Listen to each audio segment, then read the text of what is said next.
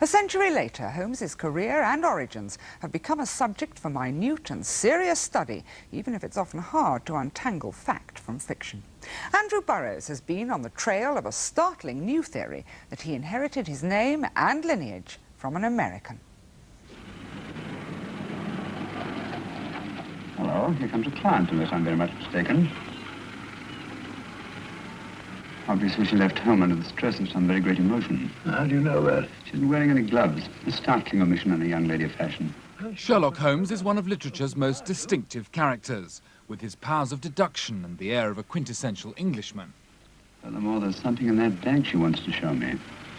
But could Holmes and Watson have been Americans, and their headquarters not 221B Baker Street, but 312 Washington Street, Boston? You amaze me, Holmes. Elementary, my dear fellow.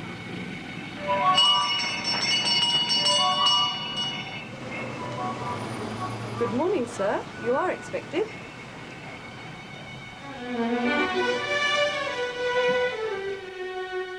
Scholarly investigators entering the strange world of Sherlock Holmes find ghostly elements of many real-life characters haunting the stories. What of the murder case reported in the Times, in which the detective was a Holmes and the chief witness a Watson? Or was Watson the friend of that name, who co-chaired a Portsmouth Arts and Science Society with Conan Doyle? Or consider the episode of the contemporary medical textbook, which describes excisions by surgeons, Holmes and Watson. All fuel suspicions that some real original lurks behind the fictional detective. Literary detectives have clearly established that Conan Doyle was a borrower, a creative scavenger taking themes from Edgar Allan Poe and from the roman policier of Émile Gaboriau.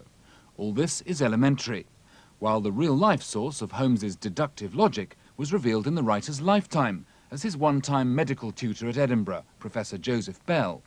He would look at the patient, he would hardly allow the patient to open his mouth, but he would make his diagnosis of the disease and also very often of the patient's nationality and occupation and other points entirely by his power of observation.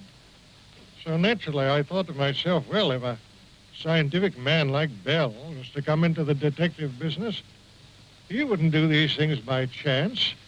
He'd get the thing by building it up scientifically. This method of scientific deduction has been applied to the strange case of the names by a succession of editors and annotators, but up to now without any conclusive result.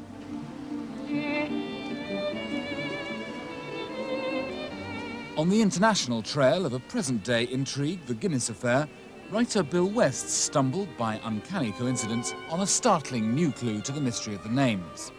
One of America's largest security companies is Holmes Protection, defending New York's Diamond District from the Moriartys of today. Having been brought up on Baker Street, he was curious to learn that its founder was working in the 1870s, just years before the appearance of Sherlock Holmes. And thus, a Sherlockian sleuth was born.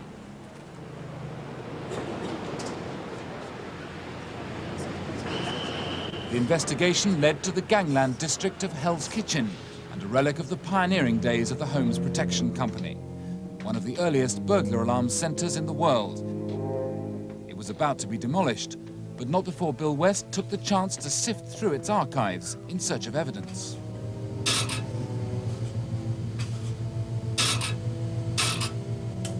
This is fascinating, because these are the original share certificates of Holmes Protection. In those days they were signed, and this is actually signed by Holmes himself. And what do we have here? We have some photographs of equipment, and this is Holmes. Then the history of the alarm security business, the formal history of it. What do we find? Here's Watson. As the caption says, Thomas A. Watson in 1874. Before helping Alexander Graham Bell invent the telephone, Watson made alarm components for Edwin Holmes. This is absolutely fascinating.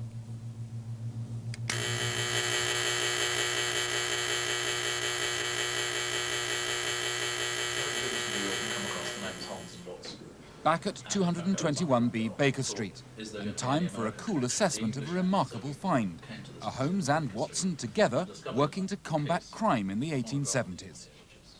quite by chance, I was in the museum in Baker Street, and I came across in a display cabinet this monograph on the human ear by Sherlock Holmes.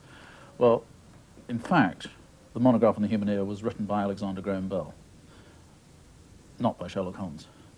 So you've got prima facie evidence there that Conan Doyle, when he was writing this particular story, which is called The Adventure of the Cardboard Box, had all these elements in his mind at that time. Whether consciously or not remains to be seen. Now, an extraordinary thing is that Conan Doyle suppressed this story. It's the only one of his stories he ever did suppress. He didn't want it to be reprinted. And he wasn't very clear why. And for the rest of his days, the question of where the real Holmes and Watson came from remained problematical. Now, this was so much the case that when he went to America for the first time in 1894, I think it was, he killed off Sherlock Holmes just before going. And one must wonder whether this was because, again, he wondered whether he was going to be confronted by somebody who was the real Mr. Holmes. The question is whether Conan Doyle knew of the original Holmes and Watson, and how.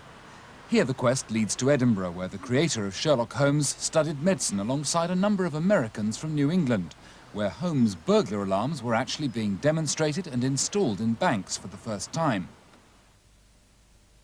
There was one close contemporary, a George Kerr from Grafton, Massachusetts, but as yet no conclusive evidence that he passed on any current information to the young author.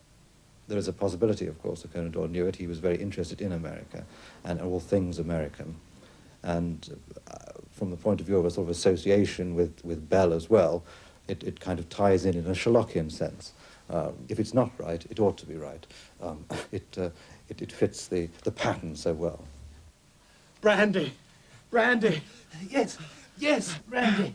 The man is at his last gasp. It was all I could do to bring him here. For God's sake, I'll opium. Morphia, anything to ease this infernal agony. The inspector and I cried out at the sight. As the adventure of the Lion's Mane is reenacted at the Sherlock Holmes Hotel in Baker Street, how will aficionados of Sherlockian and Doylean societies from all over the country react to the incident of the burglar alarm, or the suggestion that their cherished hero might have been American?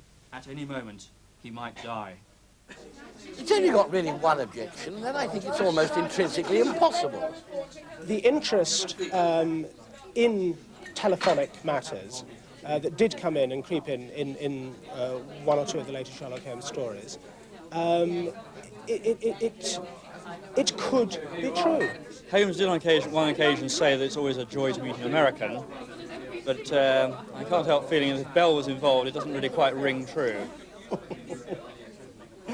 I think it's a tenable theory, actually. Doyle was an omnivorous reader, as he actually makes Holmes say in the story that we've just portrayed, The Lion's Mane. If he heard of a Holmes and a Watson working in some criminological area, the names might very well have stuck. Conan Doyle deliberately gave ordinary names to his heroes, in contrast to the outlandish names chosen by contemporary writers for their detectives. For that reason, as one scholar put it, if you can find a Holmes, there's probably a Watson close behind. One thing is certain, however, the quest for the most plausible original models is to be continued. He killed Holmes! He killed Sherlock! Watson. You? But I saw him shoot you a second ago. Not me, my dear fellow. Merely the bust of Julius Caesar.